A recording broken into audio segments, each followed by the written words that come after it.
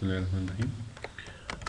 که چیرته موږ تاسې مثلا یو راپور یا چپټر یو شی هم جوړ کړی وي، په دې کې زه غواړم چې دغه د پاراګراف هر پاراګراف چې وي د اول حرف یې لږ غټ ولیکل شي. نو دې لپاره یا د اول حرف سلیکټ کړه او یا صرف دا پاراګراف کې به کرسر وي. نو بیا به راشو ډراپ کیپ به کلیک کوو. ډراپ کیپ دا بټن چې کلیک کوو ګوره دلته تیار جوړ شوي شته. که زه دا کلیک کړم نو ګوره دا اول حرف به د درو لاینو په اندازه غټ شي، وینې د درو لاینو په اندازه غټ شو.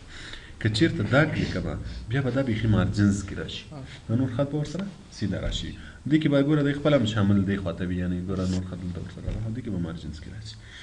او که چیرې ډراپ کیپ آپشن کلیک کوو نو بیا هم هغه آپشنونه دلته بیا راځي. مثلا که دا کلیک کوي د درو لاینو په اندازه به راشي، دا بل دی. که دا کلیک کوي مارجنز. له دې ځای نه کولی شو چې صرف د یوه هر فاونټ سایز هغه فاونټ سټایل بدل کړي. هر سټایل چې ورکوي له دې ځای نه یې سایز غټ کړي. سو مثلا دلته درې لیکلي دی د څو لاینو په اندازه کېدو د درو. که چیرته زه دا څلور کړمه اوکې کړم نو دا به د څو لاینو په اندازه شي؟ څلور لاینو په اندازه شي. نو دې ځای نه موږ کولی شو چې سایز ورته انتخاب کړو چې د څو لاینو په اندازه شي. او بل ډسټنس فرام ټکسټ، که غواړې چې دغه فاصله د دوی دوو ترمنځ اضافه شي نو بیا به دا زیاتوي. نو اوس ګوره فاصله یې فعلا دومره ده، که غواړې چې دا فاصله لږ زیاته شي نو چې تا څومره زیاته کړې فاصله هغومره زیاتېږي. دې ته ډراپ کیپ وایي. که چېرته موږ نن کلیک کوو بېرته ډراپ کیپ له منځه ځي. بل دا سیګنیچر لاین. که کله غواړې چې سیګنیچر لاین اډ کړې، مثلا یو عریضه یو راپور یو شی جوړوي چې لاندې پکې د امضا ضرورت شته، یو ځای کې د امضا ضرورت شته، نو غواړې چې د امضا ځای ورته جوړ کړي چې نوم هر څه پکې لیکلي وي، په هغه صورت کې بیا له سیګنیچر لاین نه استفاده کوئ. سیګنیچر لاین کې به دلته مایکروسافټ افیس سیګنیچر لاین کلیک کړئ. ګوره دلته بعضې شیان دي که غواړې چې پکې ولیکې. اوس مثلا سجسټډ ساینر امضا څوک کوي، که غواړې چې د هغه نوم ولیکې، مثلا پوزیشن یې ولیکې رئیس عمومي فلانی رئیس عمومي که نه. مثلا زه دلته لیکم چې وفي الله. دلته یې ټایټل عنوان لیکي، وظیفه یې څه شی ده. مثلا ګوره دلته اګزامپل هم لیکلی وي، فار اګزامپل منیجر منیجر رئیس هر څوک چې وي که نه. نو مثلا زه دلته لیکم چې وفي الله ډایرکټر.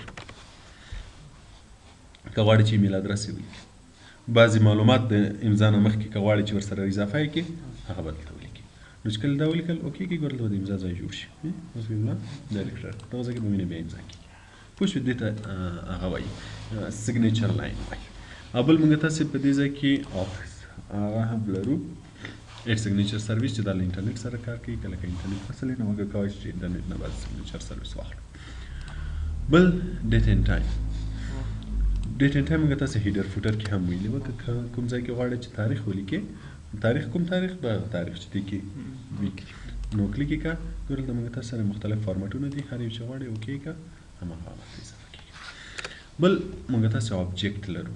آبجیکټ نه موږ تاسې څه وخت استفاده کوو؟ آبجیکټ نه همیشه هغه وخت استفاده کوو که غواړئ چې په دې ځای کې له یو بل پروګرام استفاده وکړئ.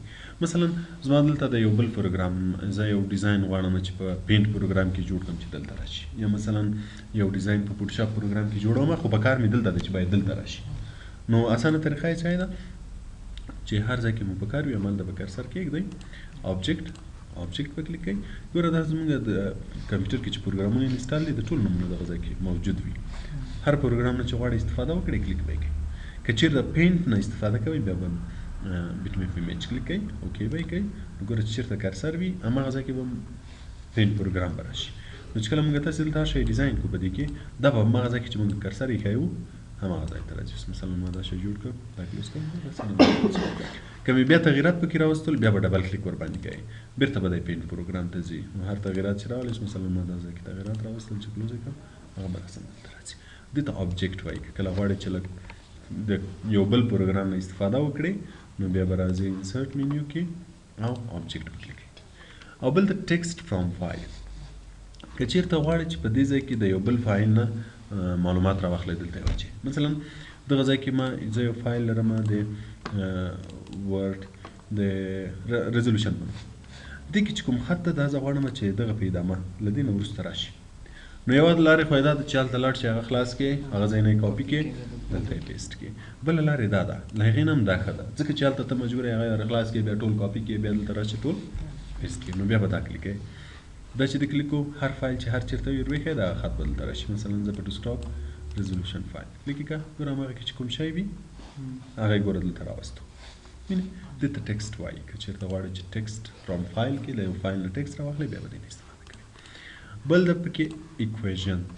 ایکویشن چې د ریاضي یا د فزیک فورمولونه دي زیاتره د ریاضي فورمولونه دي اوس ګوره دلته کلیک کوئ دا ګوره ټول فورمولونه دي که غواړئ چې کوم یو نه استفاده وکړئ مثلا زه دا یو غواړم کلیک یې کړه را به شي بس بیا به ته څه وکړئ صرف دا عدد هر شی چې پکې غواړئ تغییر یې کړئ تغییر وکړئ نور به فورمول تیار جوړ وي نو که کله فورمول مو په کار و انسرټ منیو کې ایکویشن کلیک به یې کوئ هر یو چې مو غواړئ هماغه یو راشي بل د سیمبل کې بعضې داسې علامې دي چې موږ تاسو یې کیبورډ کې نشو پیدا کولی اوس مثلا کوم ځای کې غواړئ د ضرب علامه ولیکئ کوم ځای کې غواړئ تقسیم علامه ولیکئ اوس ګوره دا شی په کیبورډ کې نشته تقسیم کې موږ مجبوره یا دا سلاش ورکو که نه ضرب لپاره ګوره دا که ایکس ولیکو ایکس له دې سره فرق کوي ایکس علامه نو دلته وینئ دا د زیاتو مساوي علامه بعضې داسې علامې دي چې موږ تاسو یې کیبورډ کې نه لرو نو که کله هم پکارېدل سیمبل به اخلو بیا دلته مور سیمبل چې کلیک کړئ بیا دلته نور هم راځي که غواړئ چې له هغو نه استفاده وکړئ